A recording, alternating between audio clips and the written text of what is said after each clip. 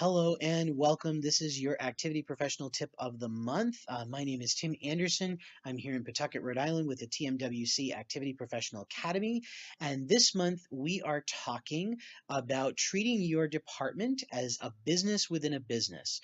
This is a topic that I started in our newsletter this month, and I will put a link to that below in the description box. The reason that you should treat your department as a business within a business is because that is what you are. You are a smaller part of a larger organization which provides services to residents or clients. Your services are the activities that you provide, and your resources are your budget and your staff. Thinking of your department this way allows you to continue to focus on the larger plan and the larger impact that your services provide to the residents. One of the things that every small business uses, which can be very helpful for a department, is something that is known as a management binder or a management system.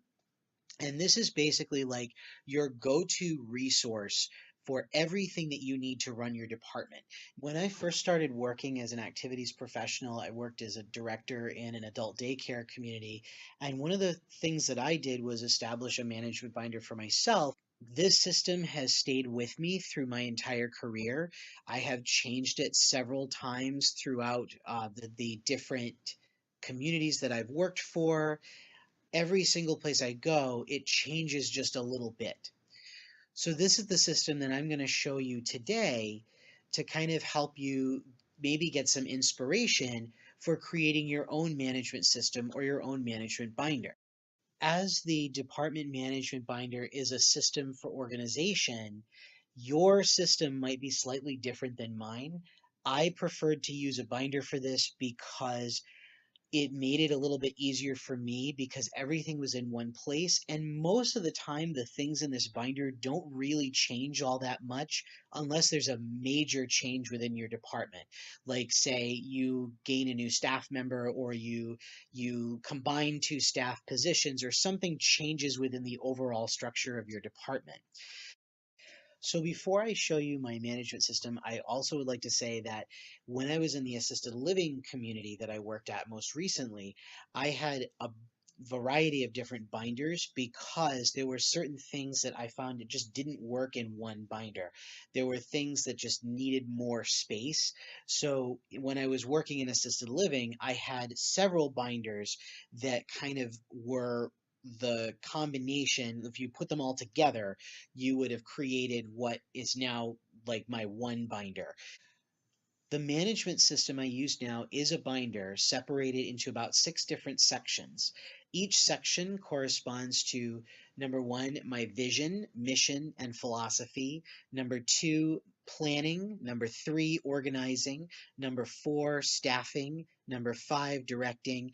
And number 6, controlling. People who are activities professionals and are certified by NCAP will recognize that right away, probably because those are the 5 steps that we talk about in management as part of the Activity Director Certification Program, specifically Part 2, known as the MEPAP Part 2. And the reason I chose to use these different sections is because actually when you combine them into a binder like this, it works beautifully. And I have my students who are taking the MEPAP through me create a binder very similar to this because it really does help them to, when they go to different places, if they decide to go to a new location or if they decide to revamp something in their current department, they already have something that they're ready to go with, and they don't have to worry about creating something from scratch while also trying to get to know the building that they're in. So this is my current management binder. This binder's been with me a long time. I had it when I was in college getting my bachelor's degree in music. We created a music portfolio with all kinds of information about us, and it was a great resource when we were going out to get jobs and show people what our skills were. It really was a great way to get things going for me. And so now that I've kind of purged it again, since I did use this when I was in the activities profession at the adult daycare community. I used a different system when I was in assisted living, but I've returned back to this now that I've gone full-time consultant. So it's a little bit different now. So I'm in the process of purging out all the stuff that doesn't need to be there anymore, and creating a full binder again. So here is the table of contents, and the table of contents, I will put a little printable below in case people would like to print out a copy for themselves, in case they'd like to use it for their own inspiration. The first thing I have in here is my mission statement, my vision statement, and my philosophy. The next section talks about planning.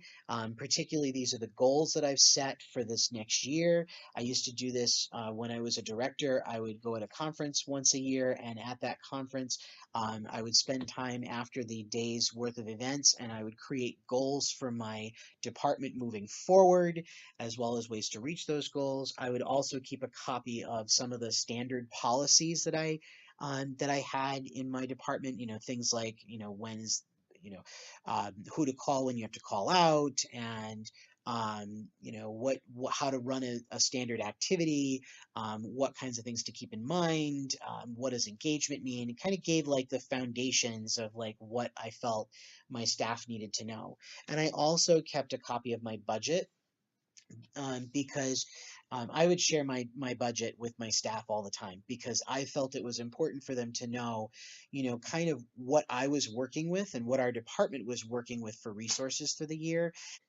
The next section was the organizing section. You can keep a copy of your organization's chart in here. I like to keep like a department phone tree in there for like, okay, so when, if the director's out sick, this is who you report to. If you have to call out sick, these are the people you call next, and so forth. And these were the actual phone numbers you called.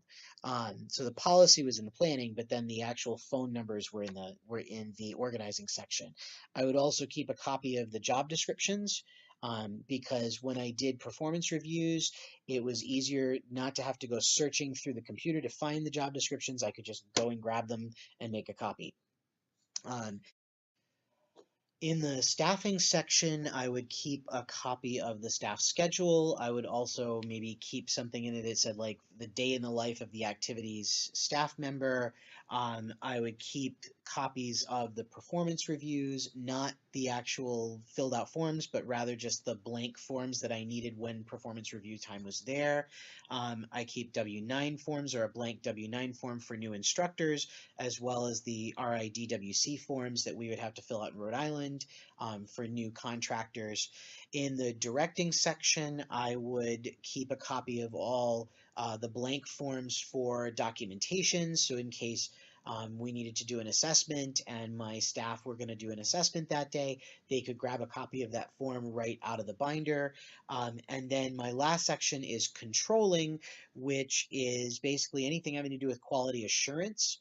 So this would be something like if, you had to write a report on the number of residents that were attending each activity. I had to do this because we had a block grant as part of the adult daycare community. So because I had to I had to basically create an explanation for how many people were attending each program that the community block grant was paying for, and so forth. So that is my management binder. It's still a work in progress, as it always will be.